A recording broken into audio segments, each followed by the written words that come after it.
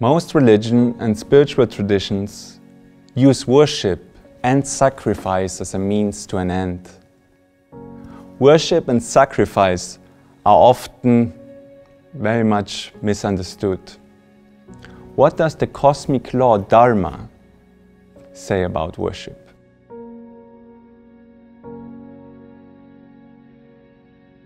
Jai Gurudev. My name is Swami Aniruddha, and in this video we will try to answer this question.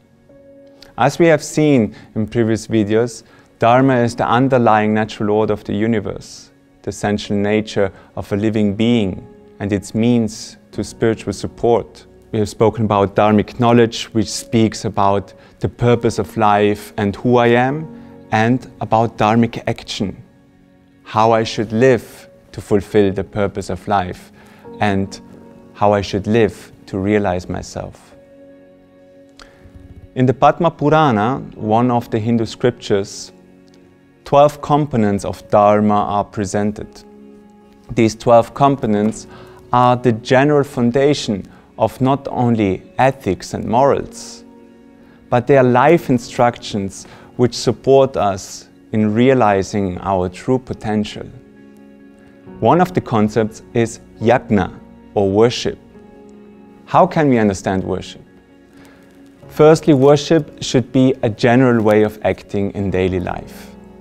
Some synonyms of worship is service and sacrifice.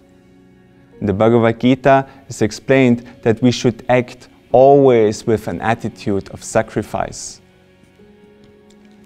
You see, while materially all other creatures grow at the cost of others, plants feed on minerals, animals feed on plants and other animals. Spiritually, human beings can actually grow by helping others to grow. That happens through service and sacrifice or worship.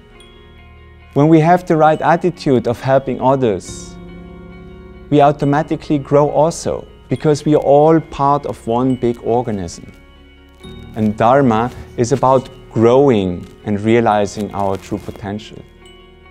If we act with a mindset of worship, then everything in our life becomes a service and a sacrifice for a higher good.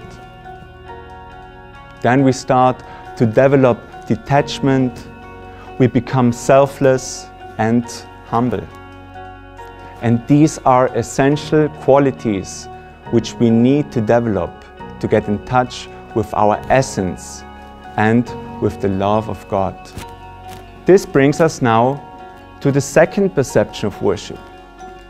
Once we have developed this quality of selflessness, humility, detachment, we are now actually ready for the more traditional idea of worship. To worship God through rituals. Rituals that are prescribed in the sacred literature, like the Vedas and the Agamas. Through worship, we constantly remember our position as loving servants of God. And if we have the attitude of a servant, that strengthens and awakens this humility. And humility is that factor which will awaken that deep love for God. Through this humility and deep love which we develop, we can now cultivate and deepen our relationship and our devotion for the Absolute, for the Supreme.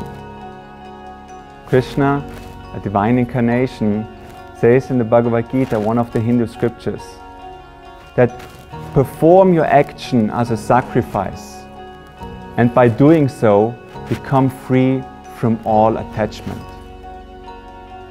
Further he says, focus your mind on me, become my devotee, worship me and bow down to me.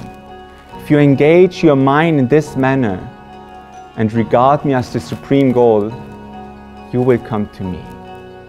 That is his promise. Jai Gurudev.